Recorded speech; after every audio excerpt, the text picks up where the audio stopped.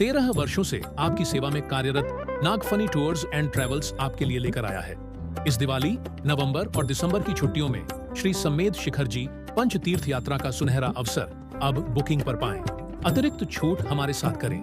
एक दिव्य और सुविधाजनक यात्रा जहां मिलेगा आपको शुद्ध जैन भोजन, जैन किचन, कैरावान की सुविधा जो आपकी यात्रा को बनाए संपूर्ण रूप से धार्मिक, सुरक्षित और आरामदायक। तो देर किस बात की, आज ही संपर्क करें महावीर जी एवं भूपेंद्र जी जैन से और बनाएं अपनी तीर्थ यात्रा को अविस्मरणीय। हमारे बीच में उपस्थित और इतने दूरी से पधार कर, पैदल चल कर यहाँ पधारे आप सबका, मुनि संघ का, गुरुदेव आपका हार्दिक स्वागत है आरोन क्षेत्र में। और आपके प्रति आभार व्यक्त करता हूँ कि आपने राघोगढ़ के पंच कल्याण के आयोजन में आपने भाग लेने के लिए स्वीकृति प्रदान करी। मैं राघोगढ़ और आरोन की तरफ से आपके प्रति आभार व्यक्त करता हूँ। महाराज श्री, आप जैसे संत आजकल मिलते कहाँ हैं? जो हालात आज इस देश में चल रहे हैं, असत्य, हिंसा, नफरत, इन सब पर कैसे हम विजय प्राप्त करें, कैसे हम लोग राजनीति से जो एक नफरत का वातावरण फैला हुआ है उससे हम कैसे दूर करें, क्योंकि हम लोगों ने, हमारा ये देश जो है भगवान महावीर का देश है, शांति का देश है। सनातन धर्म शांति पाठ के बिना पूरा नहीं हो पाता है। और आज इस देश में जो अशांति फैली हुई है महाराज श्री, कहीं ना कहीं हम लोगों की खुद की गलती है। और इसलिए मैं आपसे इतना ही प्रार्थना करना चाहता हूं कि आप हमें संदेश दें, हमें आदेश दें, क्या हम लोगों का आगे रास्ता होना चाहिए। आपके चरणों में बहुत विनम्रता से नमन करते हुए आपका बहुत बहुत आभार, बहुत धन्यवाद। दिग्विजय सिंह, आपके लिए यह नेता है, लेकिन मेरे लिए हमारा भक्त है। और उसी दिन इन्होंने शिष्यत्व स्वीकार कर लिया था जब सिरोंज में एक ऐसी घटना घटी कि शाकाहार की प्रदर्शनी का उद्घाटन था। उस समय आप चुनाव जीत चुके थे, तो कुछ और साथियों को लेकर, अब समाज तो होती ही है, तो नेताजी को बुला लिया उद्घाटन के लिए। अब उसी समय मुझे पता चला, तो मैंने इनसे पूछा, मैंने कौन सी प्रदर्शनी का उद्घाटन कर रहे हो? शाकाहार की प्रदर्शनी का। हमने कहा जिसका उद्घाटन कर रहे हो उस रूप होना पड़ेगा। देखो, बहुत बड़ी बात उन्होंने उसी समय कहा, महाराज मेरी आपने आंखें खोल दी 10 मिनट में। और उसी समय इन्होंने श्रीफल चढ़ा करके शाकाहार में अपने आप में समर्थन किया। और बाद में तो फिर आते ही रहे, चलते रहे। उसके पहले तो जब शांति का वातावरण बनता है, सबसे पहले हमने ये कहा ना कि अपने जो आदर्श हैं, चाहे महावीर स्वामी ने यही सूत्र दिया, नाम बदलते गए, भाव जियो। और श्री राम ने क्या कहा? दूसरे के दुख हटाओ, अपना दुख हटाओ। परिभाषा वही है। तो यही सबसे बड़ी चीज है। आज वर्तमान में क्या हो गया? व्यक्ति स्वार्थी हो गया। उसको पिता से मतलब नहीं है, पिताजी ने मुझे कितना दिया है उससे मतलब है। एक बेटा पिताजी के प्रति द्वेष कर रहा था। मैंने कहा, बेटा क्या बात है? उन पिताजी ने तुम्हें जन्म दिया है कि नहीं? बोले दिया है। पाल के बड़ा किया है? बोले किया है। तो फिर नफरत क्यों? बोले मुझे जो वस्तु चाहिए थी वो उन्होंने मुझे नहीं दी, इसलिए मुझे उनसे नफरत है। मात्र एक छोटी सी वस्तु न मिलने से एक बेटे ने पिता से नफरत कर दी। इतना स्वार्थी हो जाता है। ऐसा ही समाज में होता है, देश में होता है। सारे मुल्क में हो रहा है। जैसे अभी मैंने कहा कि वह कुएं, जो तेल के कुओं के ऊपर जो युद्ध हुआ था, उस समय दोनों पक्षों में यही था, वो कहता मेरा, वो कहता मेरा, लेकिन दूसरे ने ये कहा कि मेरा नहीं तो तेरा भी नहीं। 600 कुओं में आग लगा दी। अब ये नहीं सोचा उसने, अरे भाई ये तेल निकल के विश्व के किसी ना किसी के काम में तो आएगा, मात्र फर्क है कि मेरे नाम से ना जाकर उसके नाम से जाएगा, नाम ही बदला जाएगा, तेल का स्वरूप तो बदलने वाला मात्र मेरे नाम से जाना चाहिए। 600 कुओं में आग लगा दी थी। तो जब व्यक्ति के मन में ये आगे आ जाता है कि मेरे लिए नहीं तो तेरे लिए भी नहीं, उस समय जाकर के ये सारा हिंसा का तांडव नृत्य बन जाता है। चाहे वो परिवार हो, चाहे अपना नगर हो, समाज हो, अथवा देश हो, अथवा मुल्क हो। यदि ये विचार आ जाए कि मैं उस कार्य को करना चाह रहा हूं, लेकिन मुझे मौका नहीं मिला, दूसरे को मौका मिला, तो बहुत अच्छा है, काम तो हो रहा है मेरे द्वारा ना सही, उसके द्वारा सही। एक बहुत अच्छी आपकी राजनीति में मुझे बहुत अच्छा लगा एक बात,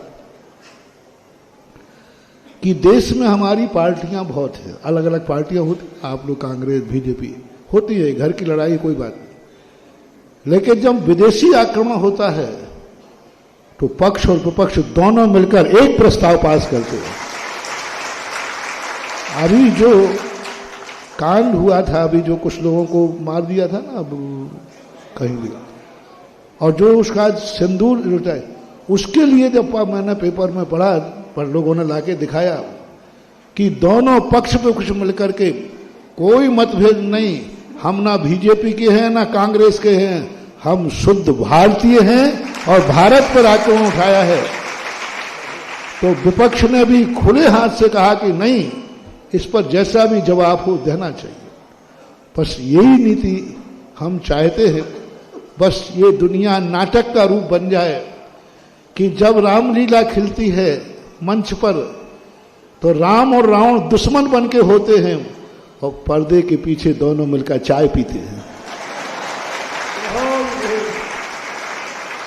ऐसा रामलीला में होता है। जब स्टेज पे आएंगे तो क्या होगा, रावण कहेगा श्री राम मत बोलो, रावण कहेगा और रामचंद्र जी भी के दोनों दुश्मन की तरह रहेंगे। और जैसे ही पर्दे के पीछे गए, दोनों चाय पी रहे। जब मैं बिहार करते हुए गुजरात में था, वहां सामने मेरा रात्रि विश्राम हुआ। लोगों ने कहा महाराज ये सामने रावण का महल है। तो मैंने रावण का, बोले त्रिवेदी का है। और मैंने वो आ गए, फिर उनके परिवार के लोग बोले महाराज जी मैं श्री राम का कट्टर भक्त हूं। मैंने कि तुम टीवी पर तो ऐसे निपटाते हो कि राम के साथ श्री लगा दिया तो तुम बौखला जाते हो। बोले महाराज ये सब नाटक है। बस मैं यही चाहता हूं कि भले चुनाव के समय देश किसी भी परिस्थिति में हम आपसी में विसंवाद हो जाए तो हो जाए, लेकिन जब देश की रक्षा की बात आए, समाज की रक्षा की बात आए, परिवार की रक्षा की बात आए, तो हम एक थे, एक हैं और एक रहेंगे। दूसरा प्रसंग दिग्विजय सिंह जी, बहुत अच्छा उदाहरण अपन को एक महाभारत में मिला। कौरव पांडवों में बहुत दुश्मनी थी, सबको मालूम है। लाक्षागृह में जलाया, देश निकाला, दिलवाया, सब दिलवाया। जब पांडव वनवास में थे, उसी समय एक बार दुर्योधन को किरातों ने पकड़ लिया। किराते ने जो आदिवासी थे। तब धर्मराज कहते हैं भीम, अर्जुन जाओ, दुर्योधन को किरातों ने पकड़ लिया है, उसको मुक्त कराओ। तो भीम कहते भैया उस दुष्ट को जिसने हमारे साथ ऐसा किया, द्रौपदी का चीरहरण किया, उस दुष्ट को हम छुड़ाना जाएं, बल्कि ये और कहो कि किरातों के पक्ष में होकर उसको निपटाया है। धर्मराज कहते भीम गलत है, ये हमारे घर की लड़ाई है। उसने दुर्योधन को बंदी नहीं बनाया है, उसने हस्तिनापुर के राजकुमार को बंदी बनाया है। वो हस्तिनापुर का राजकुमार है और हस्तिनापुर की गद्दी जो है हमारी गद्दी है। नहीं, यदि तुम नहीं जाते हो तो मैं खुद जाकर के उसको मुक्त कराऊंगा। क्या गजब का वो प्रसंग पढ़ करके अभी हाल उनकी दुर्दशा करके आया था दुर्योधन, द्रौपदी का चीरहरण करके आया था, लाक्षागृह जलाया। क्या धर्मराज की बात कि नहीं, उन्होंने दुर्योधन से हमारा बैर है, हस्तिनापुर के राजकुमार से नहीं, और भाइयों को भेज करके राजकुमार को मुक्त कराया। बस ये विचारधारा हमारे घर में, हमारी समाज में, हमारे देश में यदि आ जाए तो जितने ये हिंसा हैं, नफरत है, सब खत्म हो जाएंगे। हम घर में लड़ते रहेंगे और भारत जाकर बाहर जब निकलेंगे तो नारा लगाएंगे इंकलाब जिंदाबाद। हम जब विदेश में होते हैं, हम घर के अंदर जब जाते हैं तो घर में हम एक कमरे में रहते हैं, ये कमरा मेरा है। लेकिन कमरे से बाहर निकलते ही पूछे कोई है, कमरे से बाहर, ये घर मेरा है। और घर से बाहर निकलते ही कहते हैं ये मोहल्ला, और मोहल्ले के बाहर निकलते ही कहते हैं ये राघवगढ़ मेरा है। और राघवगढ़ से बाहर निकलते ही कहते हैं ये आरोन भी मेरा है। और जब आरोन से बाहर अपन जाएंगे तो ये भारत मेरा है। जब हम बाहर निकलेंगे तो जितने जितने हम विस्तृत होते जाएं, हमारा अपनापन बढ़ता जाए, और जितने जितने हम अपने तक आते जाएं, हमारा दायरा सीमित हो जाए। मैं अकेला था, अकेला हूं, अकेला ही रहूंगा। अकेला जन्मा था और अकेला ही मरूंगा, ये अपनी आत्मा की बात है। लेकिन जब हम बाहर निकलें तो हमारा दायरा बढ़ना चाहिए। हम घर से बाहर निकलते ही हमारा कमरा एक नहीं, मेरा घर है। हम मध्य प्रदेश से बाहर जाएं तो देखना कि नहीं नहीं कि हम में मध्य प्रदेश है, नहीं, मेरा भारत है। विदेश हम जाएंगे तो विदेश में ये नहीं कहोगे तुम्हारा स्थान कौन सा है, तो उस समय राघवगढ़ नहीं बताओगे, उस समय क्या बताओगे, मेरा देश भारत है। ये व्यापकता होना चाहिए और यही व्यापकता सबसे बड़ी चीज है। और एक दिन अभी और एक किसी ने पूछा था, तो एक आपके पिक्चर का ही एक नारा किसी ने सुना दिया था।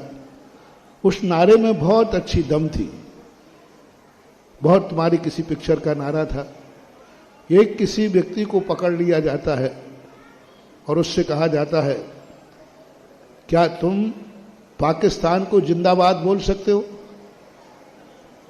तो बोले कोई बाधा नहीं, हमारे देश में वसुदेव कुटुंबकम, सारी वस्तुओं को कुटुंब मानते हैं, तो बोलो पाकिस्तान जिंदाबाद। तो उसने कह दिया पाकिस्तान जिंदाबाद। अब बोलो भारत मुर्दाबाद। तो बोले जब पाकिस्तान को मुर्दाबाद नहीं बोला तो भारत को कैसे बोलूंगा? यानी हमारा देश वो है कि दुश्मन को भी जिंदाबाद कह सकता है, लेकिन अपने देश को मुर्दाबाद नहीं कह सकता है। यही संस्कार और संस्कृति हमारे भारत देश में सबसे ज्यादा संप्रदाय हैं। विश्व में इतने संप्रदाय कहीं भी, लेकिन सबसे ज्यादा चैन और सुख शांति हमारे भारत देश में है। इसी कारण से चले पूज्य परम पूज्य मुनिश्री के आशीर्वाद से हमें मार्गदर्शन मिला। अब ट्रस्ट कमेटी से निवेदन करेंगे कि सम्मानीय राजा साहब आरोन नगर में पधारे हैं, जैन समाज का अभिनंदन स्वीकार करें, उन्हें साल उड़ाकर सिरिल पर पहला कर कमेटी आदरणीय बड़े राजा साहब से निवेदन करेंगे मंच के अग्रिम पंक्ति में आ जाएं, जैन समाज का निवेदन स्वीकार करें। मैं बहुत क्षमा प्रार्थी हूँ। मैं महाराज जी के सामने मैं मेरा सम्मान स्वीकार करूं वो संभव नहीं है। मैं माफी चाहता हूं। कितने सरल विचारों के धनी हैं कि जगत